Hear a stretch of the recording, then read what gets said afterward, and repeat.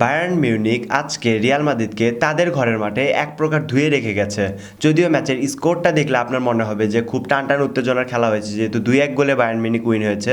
কিন্তু ম্যাচের ভিতরে যদি আপনি প্রবেশ করেন, দেখবেন বায়ার্ন মিউনিক অনেক অ্যাগ্রেসিভভাবে খেলেছে। বিশেষ করে দুই ফুল ব্যাক, দুই উইঙ্গার, মানে এই পজিশনগুলো তারা দুই সাইড থেকে বারবার অ্যাটাক করতেছিল। বিশেষ করে মাইকেল ওলিসি, তারপরে লুইস দিয়াস, এরা খুব ভালো খেলতেছিল, খুব ভালো পারফরমেন্স করতেছিল।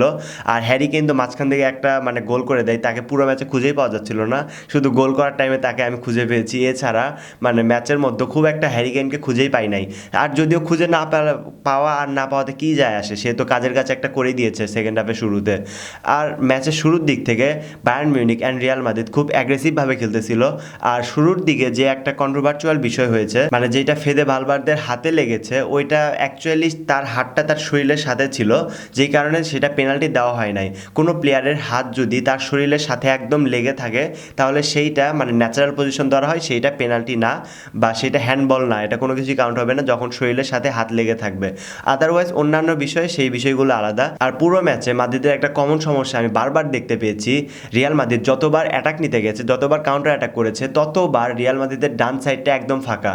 যতক্ষণ না পর্যন্ত ট্রেন্ট আলেকজান্ডার আর্নল্ড এসে সেই জায়গাটা পূরণ করতেছে, ততক্ষণ পর্যন্ত সেই জায়গা ফাঁকাই থেকে যাচ্ছে।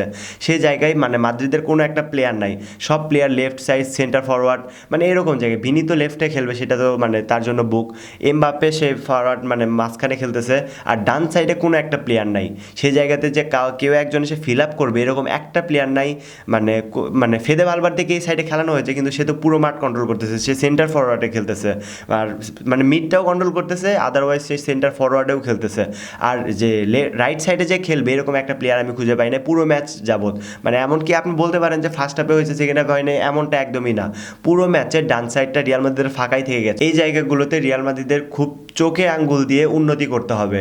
এই জায়গাগুলোতে বিশেষ করে রিয়াল মাদ্রিদের রাইট সাইডটা উন্নতি করতেই হবে ফরওয়ার্ড লাইনে। আর রিয়াল মাদ্রিদ ফার্স্ট হাফে অনেকগুলো পেনাল্টি এরিয়ার মধ্যে অনেকগুলো ইন্ডিভিজুয়াল মিস্টেক করতেছিল। আর লাকিলি বায়ার্ন মিউনিকের ফরওয়ার্ডরা ইন্ডিভিজুয়াল মিস্টেক করে সেই বলগুলো গোল করতে পারতেছিল না। তারা যে রিয়াল মাদ্রিদের প্লেয়াররা যখন ভুল পাস খেলতেছে পেনাল্টি এরিয়ার মধ্যে, তাদের ডিফেন্সের পেনাল্টি এরিয়ার মধ্যে, তখন সেই বায়ার্ন মিউনিকের ফরওয়ার্ডরা সেইগুলো মিস করে যাচ্ছিল, যেই কারণে রিয়াল মাদ্রিদ লাকিলি গোল হওয়ার হাত থেকে বেঁচে যাচ্ছিল। যদিও ফার্স্ট হাফের একদম লাস্টের দিকে, মেবি ম্যাচের 41 মিনিটে, মাইকেল ওলিসির অ্যাসিস্ট থেকে লুইস দিয়াস একটা অসাধারণ গোল করে ফেলে, অ্যান্ড তারপরে রিয়াল মাদ্রিদ 1-0 গোলে পিছিয়ে যায়, অ্যান্ড বায়ার্ন মিউনিক 1-0 গোলে এগিয়ে যায়। আর আমি ম্যাচের আগে একটা প্রেডিকশন করেছিলাম রিয়াল মাদ্রিদ 2, বায়ার্ন মিউনিক 1, এইরকম একটা পরিসংখ্যান হবে। যদিও কিনা সব কিছু ঠিক আছে, শুধু ম্যাচের টিমটা ওলটপালট হয়ে গেছে, আগে পিছিয়ে চলে গেছে।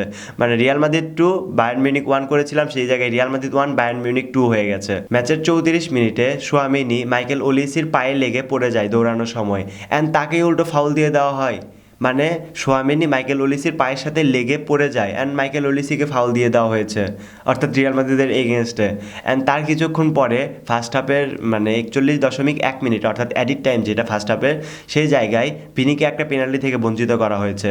আবার ভিনিকেই উল্টো ফাউল দেওয়া হয়েছে, ভিনিকে বলতে সে ডাইভ করেছে এরকম কিছু একটা, অথচ সেইটা পরিষ্কার পেনাল্টি ছিল। যেখানে রিয়াল মাদ্রিদকে একটা পেনাল্টি থেকে বঞ্চিত করা হয়েছে, অ্যান্ড দেন লাস্টের দিকে, ম্যাচের সেকেন্ড হাফের লাস্টের দিকে আরেকটা পেনাল্টি থেকে বঞ্চিত করা হয়েছে। ফার্স্ট হাফে অনেকগুলো সুযোগ মিস করার পরে সেকেন্ড হাফে আর কোনো ভুল নয়, সেকেন্ড হাফের প্রথম মিনিটে হ্যারি কেইন একটা গোল করে ফেলে, অ্যান্ড দেন বায়ার্ন মিউনিক 2-0 গোলে লিড নিয়ে নেয় মাদ্রিদের ঘরের মাঠে।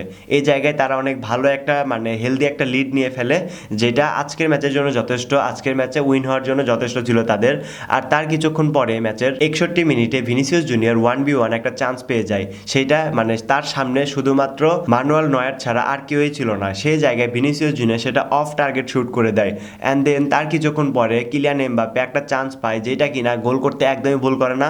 কিলিয়ান এমবাপ্পে সেইটা গোল করে ফেলে ফেদে ভালভার্দের অ্যাসিস্টে সম্ভবত। আর সেই গোলটা করার মাধ্যমে রিয়াল মাদ্রিদ 1-2 গোলে পিছিয়ে থাকে, একটা গোল শুধু আগাতে পেরেছে। অ্যান্ড দেন এরকমভাবেই ম্যাচের পরিসংখ্যানটা শেষ হয়ে যায়। আর ফার্স্ট হাফে রিয়াল মাদ্রিদ যতগুলো সুযোগ মিস করেছে, সেকেন্ড হাফে যতগুলো সুযোগ মিস করেছে, এতগুলো সুযোগ যদি তার অর্ধেক যদি কাজে লাগাতে পারতো, তাহলে হয়তো বা রিয়াল মাদ্রিদ 5 গোলে উইন হতে পারতো। 5 গোলে, হ্যাঁ ঠিক বলছি আমি, 5 গোলে উইন হতে পারতো। আর 73 মিনিটে এমবাপ্পের গোলের পর থেকে রিয়াল মাদ্রিদ খুব বেশি অ্যাগ্রেসিভ হয়ে খেলা শুরু করে দিয়েছিল। অ্যান্ড দেন তখন দর্শকরাও অনেক সাপোর্ট দেওয়া শুরু করেছে, যেহেতু তারা একটা গোল করতে পেরেছে, আর একটা গোল করাও তাদের দ্বারা সম্ভব হতে পারতো। আর সেখানে দর্শকদের সাপোর্ট অনেক ভালো পাওয়া গেছে।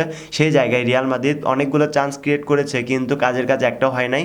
সেখানে বেলিংহাম অনেকগুলো চান্স ক্রিয়েট করেছে, সেখানে আরও অনেকগুলো প্লেয়ার মানে মোটামুটি ভালোই চান্স ক্রিয়েট হয়েছে, কিন্তু কাজের কাজ শেষ পর্যন্ত একটাও হয় নাই। আর এই ম্যাচটা দেখার পর থেকে যারা ভাবতেছেন রিয়াল মাদ্রিদ হোম ম্যাচে 2-1 গোলে হেরেছে, তাহলে তারা অ্যাওয়েতে গিয়ে কি করবে, কিন্তু আপনাদেরকে আমি একটা কথা বলতে চাই, this is Real Madrid. Real Madrid champions লিগের রাজা, আর চ্যাম্পিয়ন্স লিগে রিয়াল মাদ্রিদ কোথায় কীরকম পারফরমেন্স করবে সেটা আনপ্রেডিক্টেবল, সেটা আগে থেকে কেউ প্রেডিক্ট করতে পারে না। আর চ্যাম্পিয়ন্স লিগের খেলাটা যেহেতু চ্যাম্পিয়ন্স লিগের, সেখানে অবাস্তব জিনিসই ঘটবে রিয়াল মাদ্রিদের সাথে, মানে রিয়াল মাদ্রিদের অপোনেন্টের সাথে। এইটাই স্বাভাবিক, সেখানে কোনো যুক্তি কাজ করবে না, সেখানে কোনো মানে দর্শন কাজ করবে না। Real Madrid always Real Madrid, champions লিগের রাজা রিয়াল মাদ্রিদ। আর অবশ্যই আপনি দেখবেন অ্যাওয়ে ম্যাচে রিয়াল মাদ্রিদ জয় বের করে নিচ্ছে যে কোনোভাবে, সেটা যে কোনোভাবে হতে পারে। অ্যাওয়ে ম্যাচে রিয়াল মাদ্রিদ জয় বের করে নিবেই, এইটা লিখে রাখেন। আর দেখা হচ্ছে নেক্সট ম্যাচে।